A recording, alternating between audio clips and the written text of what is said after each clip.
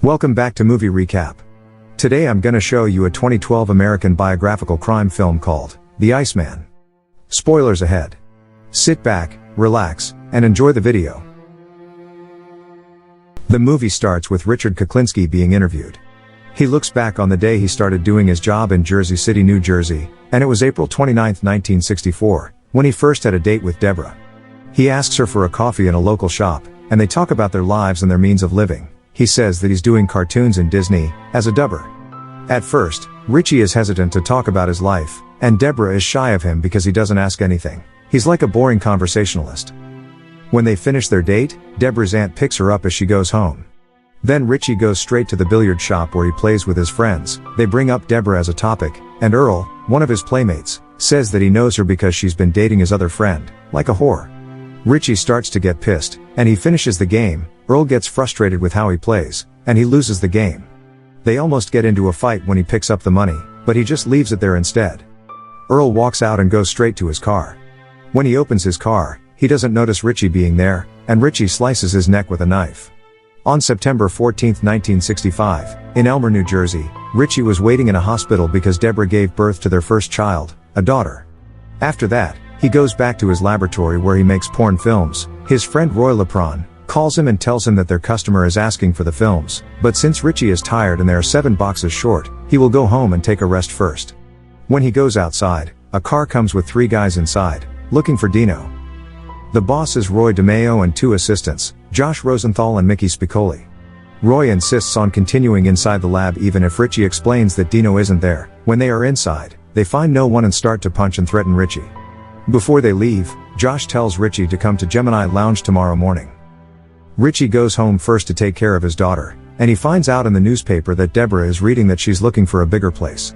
They get to sleep, and the following day, Richie goes to the lounge, and the 3 drive him.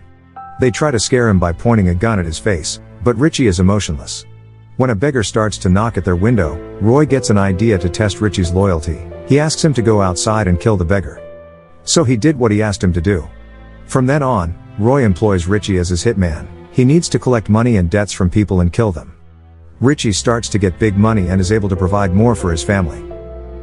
On May 5, 1975, in Dumont, New Jersey, Richie took out his friends for a glamorous dinner. It's the same friends he's been going out with a few years back, and it's Terry and Dino. They bring their wives and talk about their lives. One of the women mistakenly says that Richie is doing porn, not cartoons. But Deborah explains his work, and he's in currency exchange. That's why they get rich so fast. They get home and have a great dinner when they are about to finish. On February 13, 1976, Josh dealt with 2 Cubans for drugs on Lower East Side, Manhattan. He kills them, steals the money, and then leaves when the transaction finishes. On the other side, Richie and Deborah are making love in their bedroom when their daughter knocks on the door because Betsy, their youngest, has a terrible dream. They talk about the Vietnam War. Richie sends them to their beds to sleep and starts to make love again. The following day, a messenger named Leo is in the lounge talking to Roy. He explains that the Gambinos know what Josh did to their guys. Now, they are mad and want to hunt them down. Leo says they should kill Josh, but Roy refuses because he treats Josh like his own son. They get into a big fight, and Roy is stressed out. Roy assures him that he will take care of Josh and that the Gambinos will not see where he is and will not do it again. In Kuklinski's house, Annabelle is helping his dad Richie to tie his tie. He sends them to school and goes to his job. He goes to a hotel wherein Marty and a prostitute named Alex are in a room. Marty is taking a video of Alex, and they start to kiss when Richie knocks on the door and puts him in a room. Marty is now talking to Roy about Josh and everything they need to do over the phone. Richie is about to kill Marty when the conversation ends, but he asks him to pray first, but it doesn't work, so he shoots him and kills him. When Richie is about to go out, he notices someone inside the closet, so he checks and finds out that Alex is inside. He pulls her out and lets her escape. However, a guy named Robert Prong, as known as Freezy, is there and gives them time to go outside the building, so they do because he blows the building up. Richie follows Freezy into an ice cream truck, and he gets pissed at him because Richie lets Alex escape, known to the fact that she sees his face. They try to chase her, but it's unsuccessful because Richie refuses to. He says he has a reputation and doesn't kill women and children. Freezy is mad and says to Richie that he owes him one. Freezy drives his car and leaves Richie alone. The following night, Roy calls Richie into his office. They are about to have dinner. But Roy is frank with his frustration towards Richie because he leaves a witness. He explains everything about the Gambinos and how he holds them captive of Josh for a moment. Roy also says they will stop for a while because they are being hunted down, and Richie is decommissioned. Richie left frustrated because he is now unemployed. The police are calling him at home, but he always hangs up the phone. Not knowingly, he visits Treston State Prison, where his older brother, Joey, is imprisoned there for raping and killing a 12-year-old kid. They talk for a while because he hasn't been visiting for 11 years out of 12 years of Joey being inside. Joey asks for Richie's help to get a lawyer, but they fight. Joey says to Richie that he's not a different form, he will also be a prisoner like him. Richie starts to step out of prison and continuously walks out, while Joey curses, shouts and swears at him for being a useless brother. Richie goes straight to the skating park with his family. He watches his daughters playing while Deborah talks to a friend. When they are about to go home, Richie is out of focus, and he accidentally bumps the car in front of him. The man from the car goes outside and confronts him, but when Richie pulls out himself from the car, the guy is frightened, and he goes back to his car. They thought it would be okay, but the guy swears to Richie's family, which causes him to be outrageous. He chases the car from the street to the streets even if his wife Deborah and his kids are shouting at him to stop. The chasing scene only finishes when a cab blocks him away. Deborah is furious at Richie, and he says sorry. After the drama on the road, Richie goes home and takes a shower. He remembers his childhood when he sees his brother in their room being physically abused by their father. The coldness and his emotionlessness came from there. Richie is watching TV in their living room when Deborah asks him what is wrong. She whines about how he acts like he doesn't care anymore. Richie begins to be outrageous again. He loses his control and loses his temper. He throws away their things and smashes everything. Deborah apologizes, and Richie explains that he only cares about his family. That is the first time that he gets mad like that. The next morning, he meets up with Freezy. He asks for help since he's currently unemployed. They agree to become partners in crime. With a 50-50 split, Richie will do the work while Freezy is about the details. Also, Freezy shows him the body inside the freezer in the ice cream truck, where he freezes it until the right time to dump it anywhere. They start to chop people's body parts, and then they will freeze them after Richie kills them. However, despite that kind of work, Richie can still bring his family to an expensive restaurant to dine in and enjoy themselves. In the Gemini Lounge, Roy asks his people to come, and Leo is there. They get into a fight because of the Gambino's boys that Josh killed. Roy shoots Josh, which leads to his death, which is hard for him to do. That's his only way to shut up the Gambinos. Leo goes inside a cinema in New York, and he speaks to Freezy about planning to kill someone. He says that he will give them 40 grand if they successfully kill the man and another 10 grand if it looks like a natural death. Leo gave the picture of the guy, then he left. Back in the office, Freezy and Richie discuss how they will make the killing. Richie will do Freezy's technique, which is using cyanide. It's his first time doing it. Freezy teaches him how to blow the guy the powder, and it will kill him. It's very important to make it a more natural death so that they will get 10 additional grands. So Richie and Freezy go to the bar. They start to get along with people dancing. While Freezy is standing by, Richie slowly blows the powder to the man's face, and the man begins to cough and can't breathe. When they are about to go outside, Terry shouts Richie's name. He asks for help with a job since he knows what Richie is doing.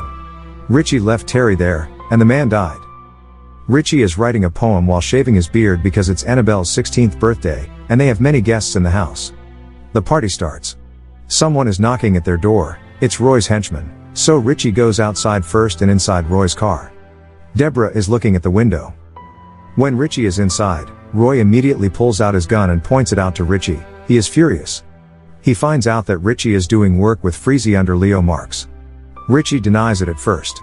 Annabelle starts to walk towards the car, and Richie begs Roy and his boys not to touch her.